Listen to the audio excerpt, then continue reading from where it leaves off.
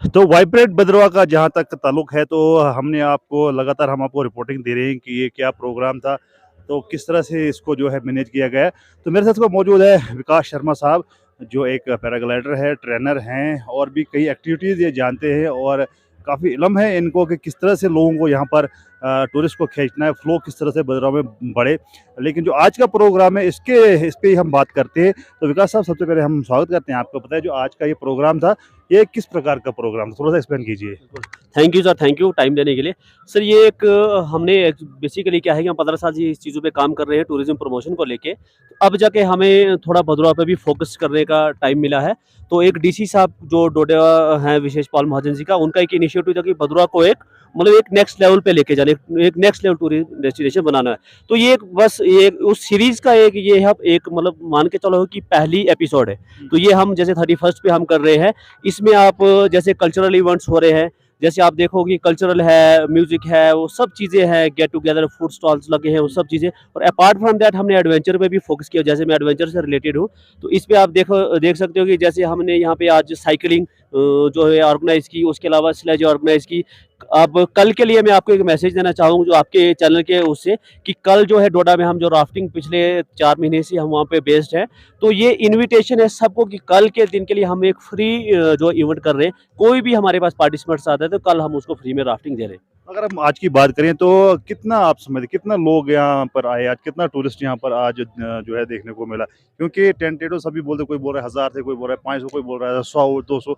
आप क्या, क्योंकि आप एक्सपर्ट हैं, जानते हैं इन चीज़ों को भली-भाँति, तो कितना यहाँ पे फ्लो था आज टूरिस्ट का? सर जैसे कल की अगर बात करें ना हम, तो कल जब हम लास्ट में जब हमारी मीटिंग्स में हम बैठे हुए थे, सब होटल स्टेक होल्डर लेके सब बैठे हुए थे, तो उस पे हमने जब चीज़ें फाइनलाइज़ की, तो सबकी ऑक्यूपेंसी फुल थी। हुँ। तो हम एक्सपेक्ट भी कर रहे थे कि शायद 1500 से 2000 के बीच में हमारे पास टूरिस्ट आज के दिन में होगा। तो यहाँ पे जब हम सुबह भी आए, एडमिनिस्ट्रेशन का बहुत बड़ा रोल है कि स्नोफॉल के बाद भी रोड्स बिल्कुल क्लियर और सब कोई मतलब ऐसे पोर्शन नहीं रखा इन्होंने कि जहाँ पे गाड़ी को थोड़ा सा दिक्कत आए। तो यहाँ पे आने के बाद जैसे हम देख रहे हैं कि 700-800 या 1000 जो है टूरिस्ट, हम लोकल्स की बात नहीं करूँगा, टूरिस्ट 800 से 1000 के बीच यहाँ पे जो आया हुआ है आज के दिन में। तो अभी हम देख रहे हैं, अगर हम देखें दूसरे टूरिस्ट प्लेसेस जैसे पत्नीटॉप हुआ, गुलमर्ग हुआ, वहाँ पर हज़ारों में लोग जो हैं वहाँ पर आए हुए हैं। तो क्या समझते हैं कि क्योंकि एक बार यहाँ पर इस बार जो उन्होंने प्रोग्राम किया डिस्ट्रिक्ट एडमिनिस्ट्रेशन ने एक इनिशिएटिव लेकर जे.एंड.के टूरिज्म के साथ मिलकर, तो आप समझते हैं कि ये लेगेसी कंटिन्यू रहनी चाहिए? क्योंकि नहीं तो एक बार किया, डीसी साहब चले गए, तो नई जब प्रशासन आती है तो नए प्लान्स आते, तो क्या आप मैसेज देंगे कि ये जो कंटिन्यू, अगर इस बार थोड़ा-सा कम हुआ, अगली बार ज़्यादा होगा, तो आप क्या समझते हैं कि क्या करना चाहिए प्रशासन को? इस चीज़ को बरकरार रखना चाहिए कि ऑफ़िसर बदलने के साथ-साथ प्रोग्राम भी बदलें? नहीं, ऐसा नहीं है, देखो ऑफिसर्स के बदलने के साथ चीज़ें नहीं, पॉलिसी जो एक बार आती, जो चीज़ें कंटिन्यूटी में आ जाती, तो ऐसा कुछ नहीं कि बदल जाएँगी।